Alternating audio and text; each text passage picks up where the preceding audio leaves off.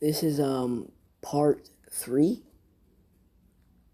I think part 3 to what if Deku was in a zombie apocalypse. Now, I'm not going to talk much, but I'm just going to get straight into it. Last I left off, I was talking about how Deku and Jiro have feelings for each other, but they suppress them or they deny them. And Kirishima was sent to talk to Deku after they got back from being betrayed by Uraraka. And Uraraka was put in a prison cell because she betrayed them. And UA doesn't work like Deku's base does. I know I mentioned that last time. Deku has laws, but you won't be in prison. You'd be punished. And so, as Deku's base is like miles away from the city, so they leave a week before the drop comes. And so, the day that comes whenever Kirishima has to leave out to go to the drop, the same day it comes, and Deku was already camping out there with his mask on and his same outfit. And he has this whiteboard with him just in case some people try to talk to him. As Kirishima walks up, well, not walks up, but Deku senses this because it's in his range. Because I'm pretty sure I gave him Dangerous Sense, Solo Mind, and Uncrushable Will. Yeah. And so Deku senses Kirishima walking up, and as Deku writes on the board, "What do you want?" before Kirishima even gets there, Kirishima says he would like to talk to Deku about why he's not at UA, that and this. Deku explains on the whiteboard why he's not, because Uraraka betrayed him. And Kirishima is not surprised after what she just did. And he's surprised whenever Deku tells him that he's the leader of a base that's out of the city. And like Deku's camp, I'd say about the size of 4 football fields. Yeah. The width of 4 football fields and like the thickness of 12. It's a huge ass base. Now Deku's base has farming materials. They have cows, goats, deers, pretty much everything you could really need in a base. So they're kind of situated, but they only really go for the drops for the guns and weapons. Because Deku would rather find them than have the Creation Court people do anything about it.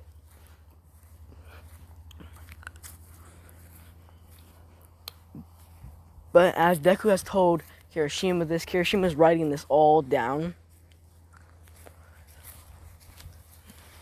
This is when Deku questions why he's here, and this is where Kirishima explains that Principal Nezu sent him here to talk with you because you were part of Class 1A, or Class 1B, and he wants you to come back to this, but considering how you said you were a leader of a camp way out of the city, I doubt you'd like to join us. And Deku says you're right about that. And Kirishima asks about if there's any like higher ups in his thing. He says yes, and he names off Mitsuki, Bakugo, and Jiro. Forgot Kyoka Jiro. Yeah, Kyoka Jiro. And whenever Kirishima hears Jiro, he stops writing for a second, and he says Jiro. Like she got earphones by her ears, and Deku says yes, she does. And Kirishima writes this all down and asks if he can meet Nezu on their way back, and Deku says, "I don't think I can right now, but I'll drive over there," since Deku knows where the base is, and he has like I said in the last part that he has a truck that barely makes any noise because it's in pristine condition, and he says he'll drive over there and talk to Nezu himself. Now, none of them know that Deku is a zombie except Jiro and Mitsuki. That's about it. Deku tries to keep this hidden because if everybody knew, he'd become a test subject like Nezu was. So the only person he can really trust is probably Nezu, Jiro, and Mitsuki, because he can trust Nezu because Nezu was experimented on himself. And he hates humans for that. Well, he doesn't really like hate them, but whenever he gets the chance to, like, in the, pretty sure it was like the teacher versus students exam, Nezu went to like that crazy ass state where he's like beating the shit out of the students, but not like really beating the fuck out of them, but like using the crane. So Deku says he'll talk to Nezu himself. Kirishima says, alright. So as Deku gets the drop, he brings it back to his base, or his camp, and he sets out again. And Jiro and Misuke ask him why he's doing this, because he said he's gonna go talk to Principal Nezu about stuff. And they say okay. And Jiro says okay, as they all both leave. Deku drives off to Principal Nezu's base. Now it takes him 2 days to get there. And so when he finally gets there, this is where like guards come out and point guns at Deku. And Deku pulls his own guns on them. Now Deku don't play with like little pistols and shit like that. No, Deku pulls out straight Desert Eagles and like executioners from like Call of Duty, bro. And he points this at them, and they're kind of in fear because these aren't like actual like military base people. Because military base people are inside. They're like ex-pro heroes. I'd say Miriko's alive. All of them, like pretty much majority of all the pro heroes are inside Principal Nezu's base. But they keep their hero ideology. I can't pronounce that word. They keep their like pro hero stance where like they won't kill people. And so this is what makes Principal Nezu's base really weak, because his base doesn't have the people that have the balls to kill. Unlike Deku's, which is all a bunch of people that were abandoned. Well, not abandoned, but couldn't make it in time. So they've been living out there fighting zombies on a day-to-day basis. So as Deku gets there and he has his guns pointed at them, Hiroshima walks out and tells them to put their guns down because this guy is here to speak to Principal Nezu. And they drop their weapons really fast. And as Deku holsters his, and Deku walks in to the camp, and he sees that the people are fed pretty well. Like they go to like, they don't eat for a day, but then they eat the next to preserve food. And they see that there's only plants. There's no like, animals that are being farmed. And Deku's base has power, while Nezu's has like certain areas that are blackouts. There's like no power at all. Because Deku's base has the Creation Corp people, but they don't got like Wi-Fi and shit like that. They only have like water wheels and certain shit that powers it, because they don't like really making loud noises like a factory would. And so as Deku looks at all this, he is kind of saddened about it, because he's fine with killing zombies and people, but he doesn't like to see the people suffer. That's why he mainly instant kills people. He doesn't torture them, none of that. And so as Deku gets to Principal Nezu's office, I would say that Nezu is the leader of this base because he's the smartest one. Deku writes on his whiteboard and asks Nezu what does he want to talk about. And Nezu's talking about how, because Kirishima informed Nezu on everything that Deku had told him. And this is where they start negotiations on an alliance. And Deku asks what would he gain from alliancing himself with a weaker base. And Nezu says you'll get reinforcements, because Nezu hasn't seen Deku's base, so he thinks Deku's really weak. And Deku says this, and Nezu says he's like 85% sure that Nezu's base is stronger than his. So he said you'll get weapons, food, water, all of that, and this, as long as you give us reinforcements. And Deku stops him right there, because Deku has all of those he needs. And he tells Nezu that won't work because, well, he writes it. I'm not trying to say he writes it every time before Deku speaks, So until I say that he can finally speak, just know that he's writing all of this down on his little whiteboard. And he tells Nezu that that's not going to happen, that he has all the weapons and food he needs, as well as 3 creation court people.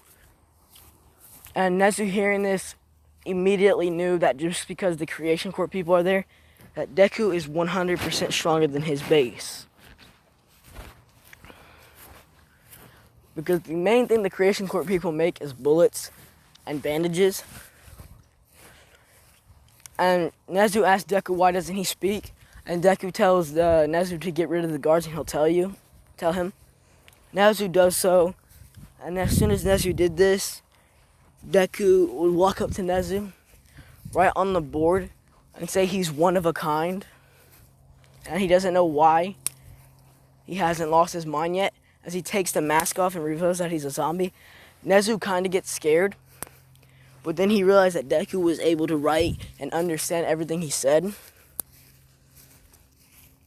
Now Deku can mumble some words, so he mumbles "calm down" like that, "calm down" like that, but really distorted and hard to hear. And Nezu kind of calms down and asks how the hell is Deku a zombie but not trying to kill him. Deku says he doesn't know, but none of his people at his camp know either. And so Deku informs Nezu that he is really powerful and that he has all the means to easily destroy this entire camp if he wanted to, but he's not going to do that. And Nezu knows about everything about Deku from him explaining that he has 3 possible quirks, but he doesn't know the name of them yet. But the name of them is actually Uncrushable Will, which gives him the ability to control the virus. Solo Mind lets him get stronger from eating zombies, and Danger Sense, he can sense danger in like a 100-meter radius. So I'm pretty sure like a meter is like 3 feet, or that might be a yard. They're kind of the same. So he has pretty sure a football field is 300 feet. So he has a football field that he can sense things. And Nezu is very intrigued by Deku because Deku's able to control it. And this is when Nezu offers up some of their technology to test Deku to see if he can infect people. And Deku said he will be fine doing this, as they take blood from Deku and they put it in a syringe and they look at it through a microscope. And as soon as the virus leaves Deku's body, well, his blood, they realize that Deku can infect people with his blood. They test his spit. They cotton swabbed the inside of his mouth. And they even tested a bite on a already dead person because they would bring them back, but they'd be dead. And Deku was disgusted by the fact that they're having him bite a dead person, but he toughed it up, and as he bit the dead person, nothing happened. He didn't turn, but whenever they put the blood on the dead person, he turned. So Nezu concluded that only Deku's blood can turn people. And Deku, hearing this, is really, really happy, because he's always thought that he'd never be able to love someone because he was a zombie, and he'd infect them if he ever did kiss them, love them, accidentally scratch them, and stuff like that. Now, while Deku's at UA, his base is under attack by a foreigner base that is run by the Overhaul. Let's just say that. So the Yakuza are trying to take over Deku's base. And Deku doesn't know about this until like later on. Now, Deku's base is 100% the strongest in Japan right now. Because out of all the camps, he has the most people, the most weaponry, the most well-preserved base, and the most healthiest people inside of it. Now, Deku's base is preparing for the big fight that's going to happen. Because the Yakuza are like half their population that Deku has, and like 75% of Deku's civilians, I guess, are battle trained and combat ready to fight at any moment. So whenever Jiro informs them that they're about. Oh, my bad. Hold on, let me turn Do Not Disturb on. Yeah, so as Jiro informed them that they were about to be raided by a foreigner base, everybody suited up in this bulletproof armor that the Creation Court people made. Well, it's one of them made, because the others can't really make it. They made the actual armor, and some made the bendable metal that goes around their elbows so they're completely guarded. So Deku's actual attack team has a fully kitted out SWAT suit, like head to toe covered in full bulletproof armor. So Deku's team is pretty much like a walking tank.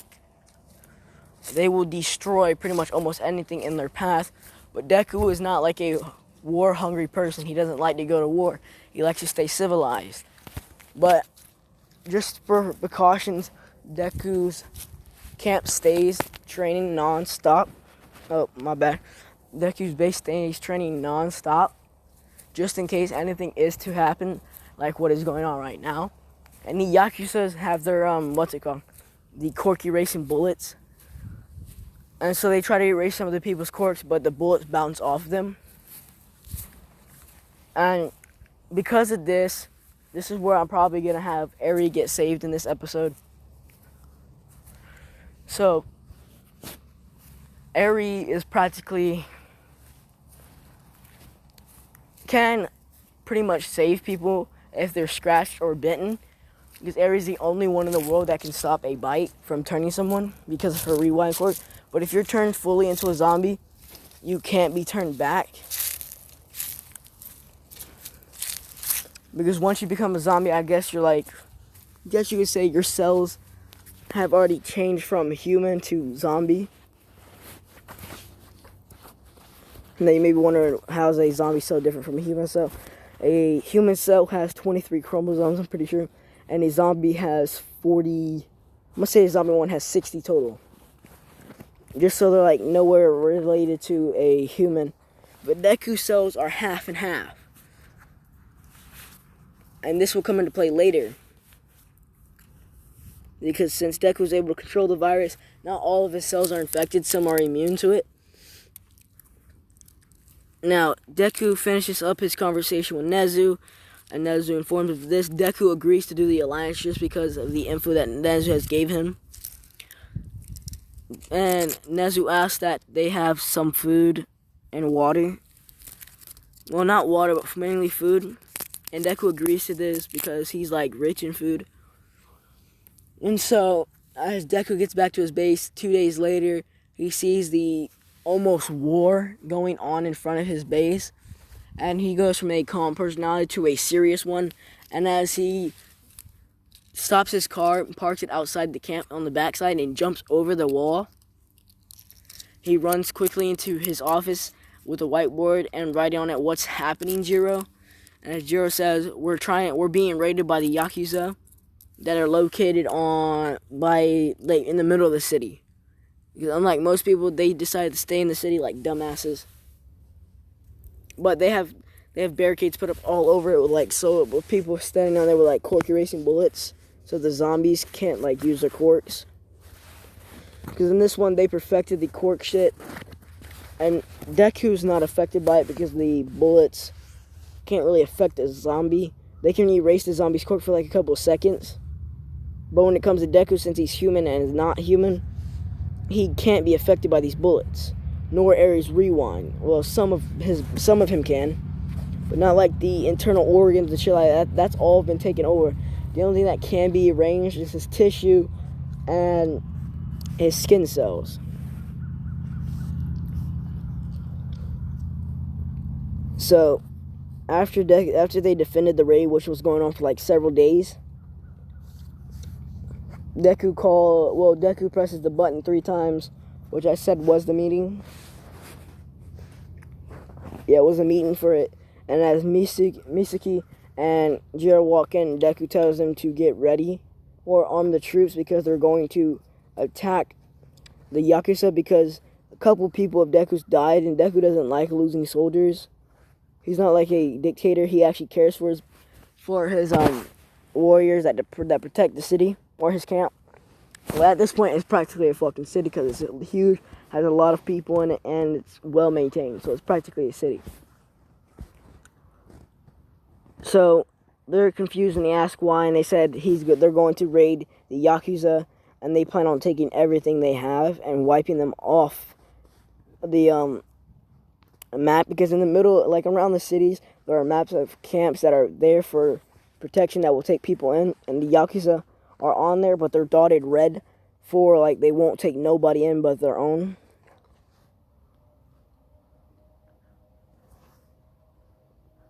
So Deku is the leader. He's actually going to fight with them as he goes down to them, and as he sees that the troops have already been rounded up by Jira and Misuki. They do the explanation of what's happening because Deku can't talk. And during this, as I said in the last part, there was loud booms and fire being heard. And this is when, during this week, they stopped. Now, because I said Deku's camp has power, they're able to watch the TV, and it shows America shooting at All Might and Endeavor as zombies. And everybody is shocked to see that All Might was turned into a zombie, and Deku doesn't know about One for All at all, like he does in canon. And Deku's about the only person that can bite All Might and get some of his abilities. And that's where it will come into play very, very, very soon. Now, they plan to do this raid 2 months from now. So they plan to get 2 drops, get extra weaponry, and they plan to go and obliterate the Yakuza. Now, about a month goes by, they go out and they get the drops, and now they start to hear the booms and the flames, and they know that it's All Might and Endeavor now. So Deku warns UA about this, that All Might and Endeavor are back in the city, and Nezu's happy about this because he thinks they're human, or he doesn't know that they're zombified yet. And Deku writes, "Why are you happy? They are zombies now." And I must say, in this one, All Might did get his injury, but because he's a zombie, he doesn't have a limit. Because he can't die unless he gets like killed, headshots, and stuff like that. And as Nezu's smile and laughter and him saying we're saved disappears into straight fright and horror, as he hears that All Might and Endeavor, the number 1 and number 2 pro heroes, are now zombies.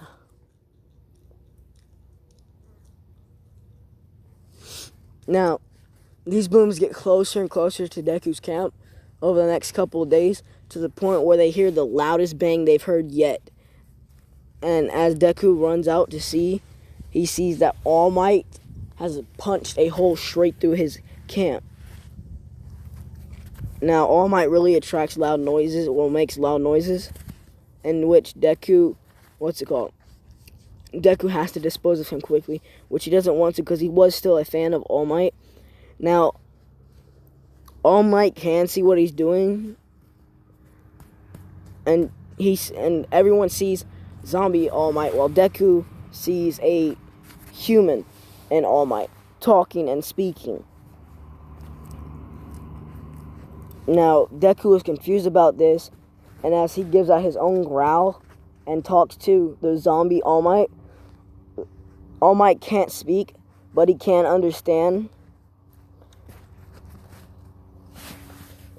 And so, Deku told All Might that are you okay? Are you like me? Can you speak? Can you move your own body? Do you have your own will as a zombie?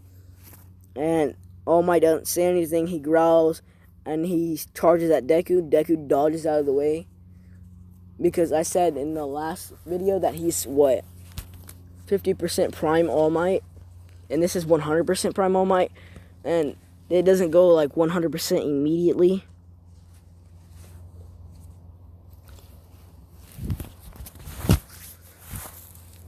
And so Deku has to fight a prime All Might, and everyone And there is evacuating to the opposite side where, into the bunker that Deku built himself with his strength.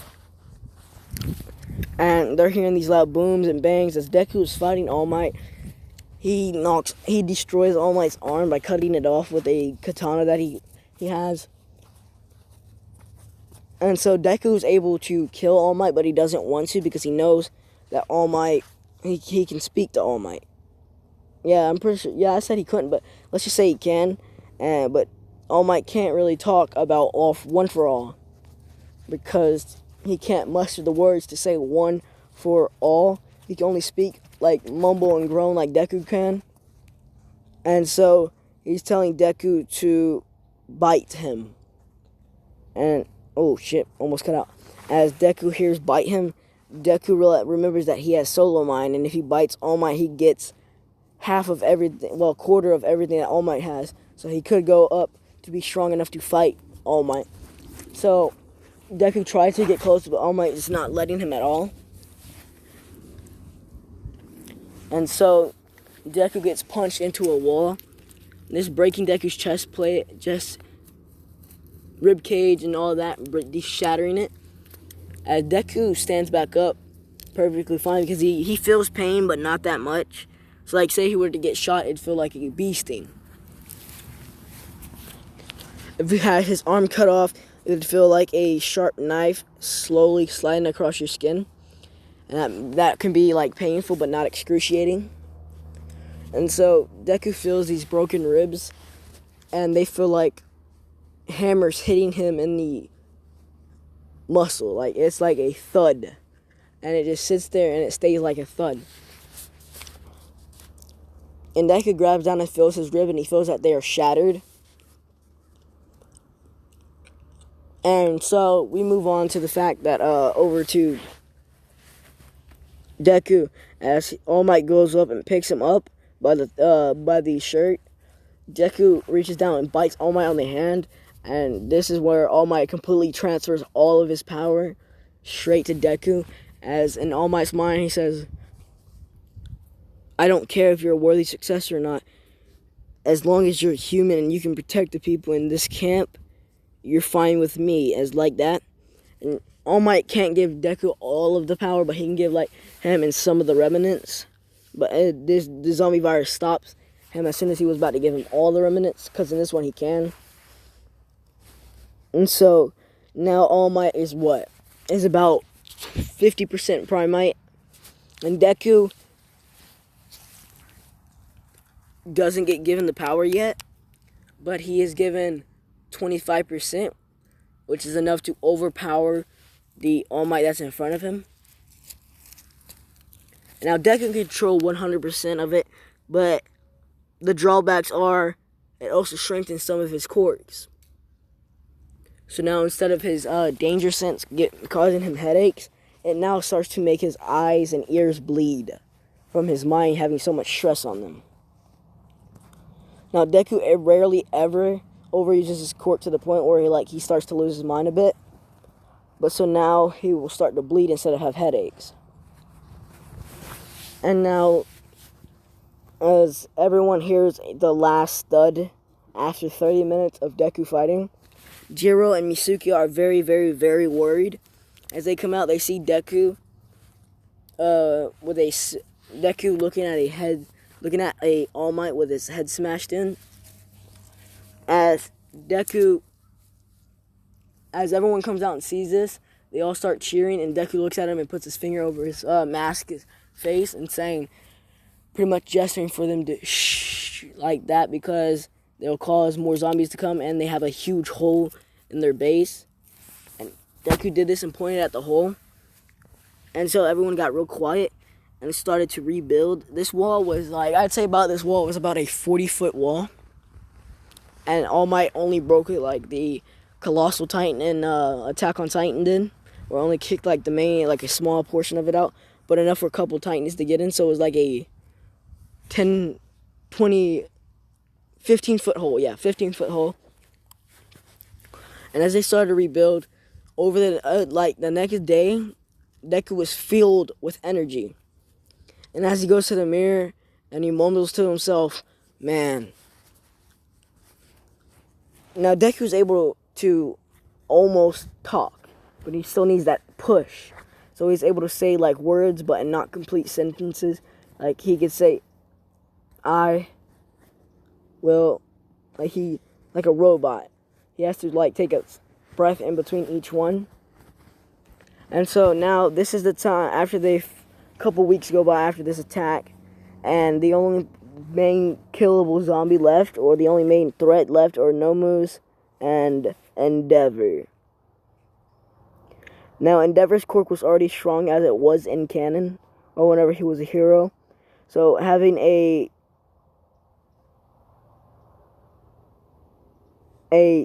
powered up Endeavor fight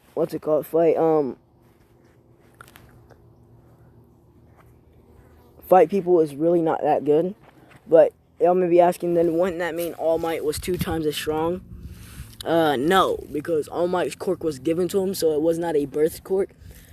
So his quirk is not supercharged like Deku's uncrushable will was supercharged as soon as he became a zombie.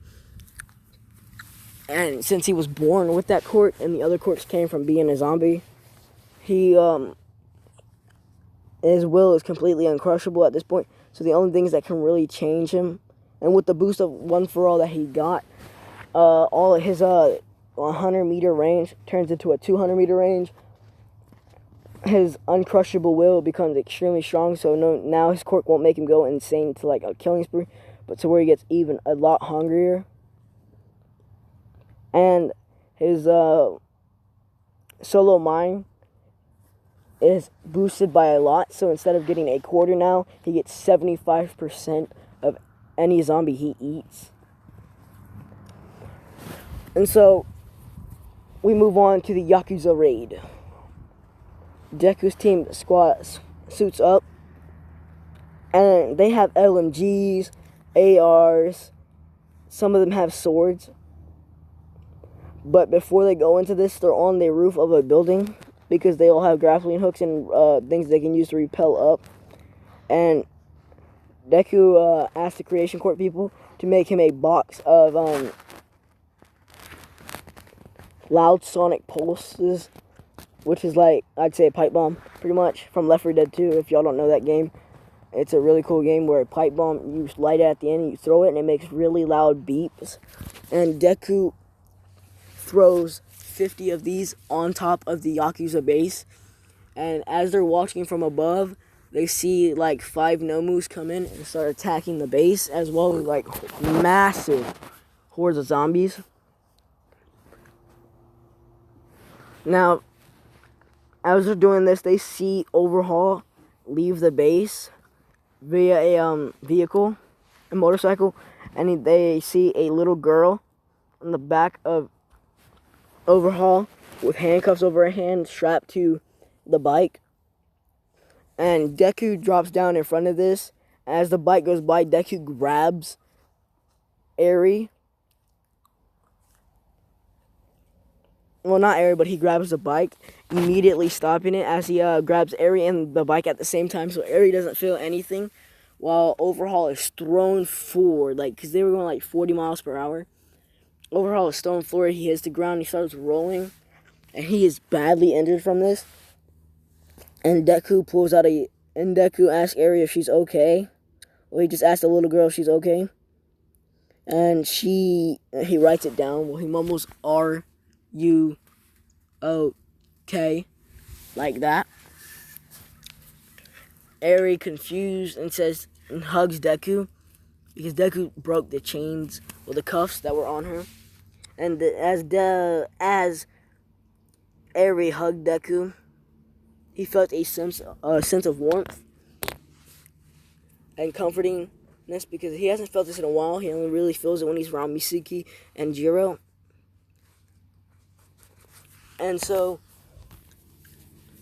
Overhaul gets up, repairs himself as he shoots at Deku with the court-canceling bullets. And Deku dodges these bullets because he can move really fast now that he got One for All. And now he's like, I'd say he's 1.5 times stronger than All Might was. and his prime, so he's like 250% prime All Might.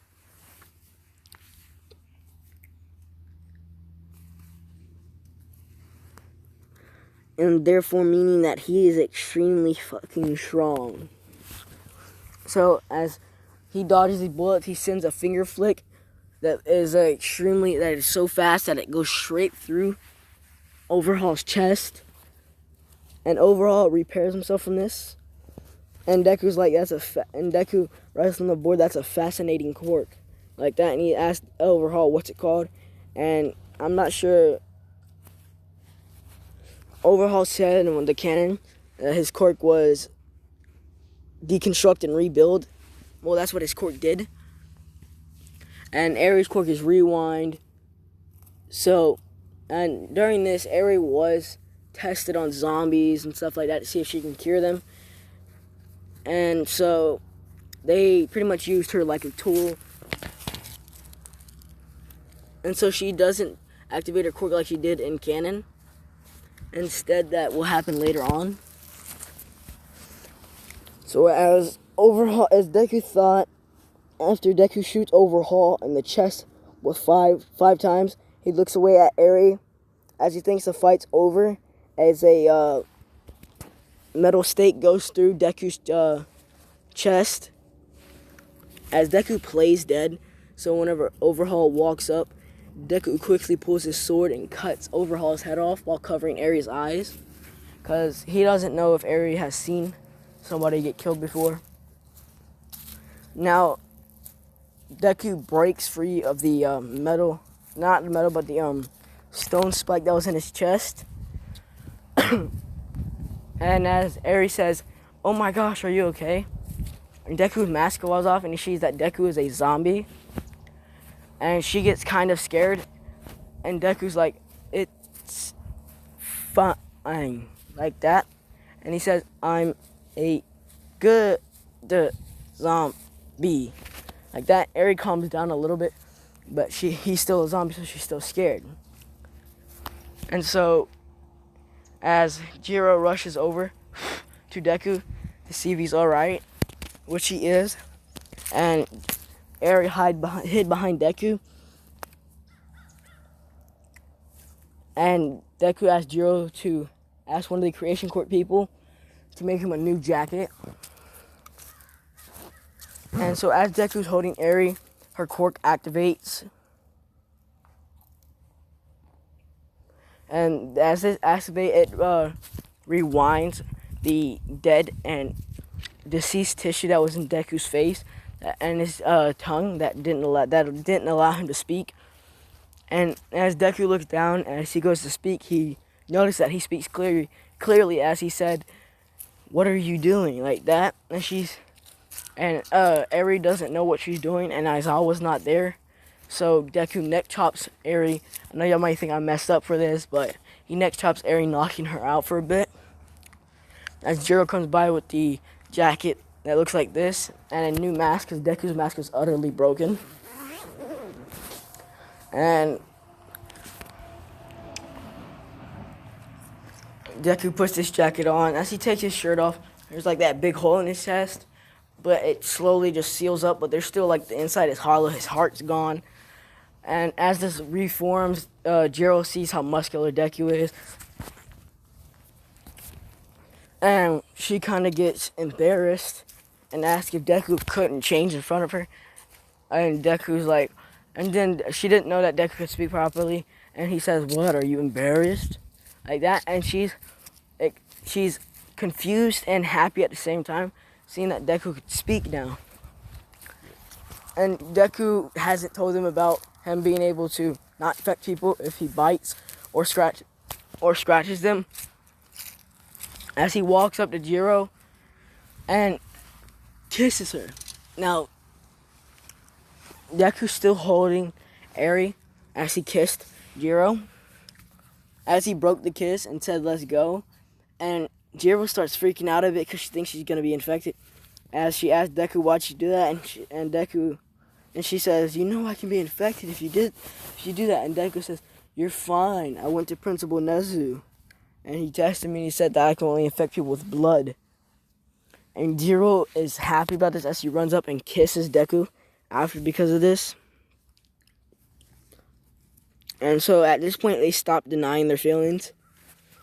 And they haven't officially dated yet, but they're on that, like, a couple days and they'll be, like, full-fledged dating.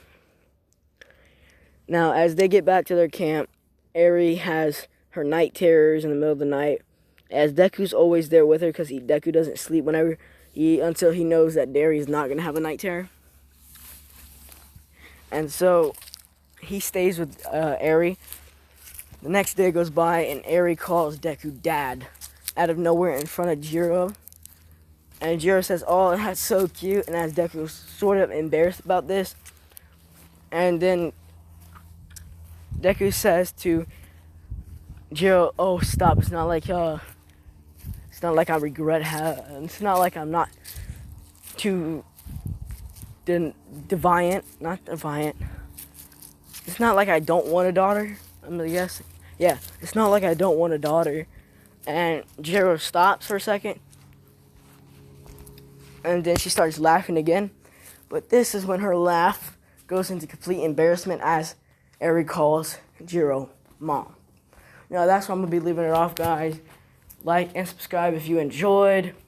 And this is I hope you like and subscribe if y'all enjoyed. And I hope y'all have a good day.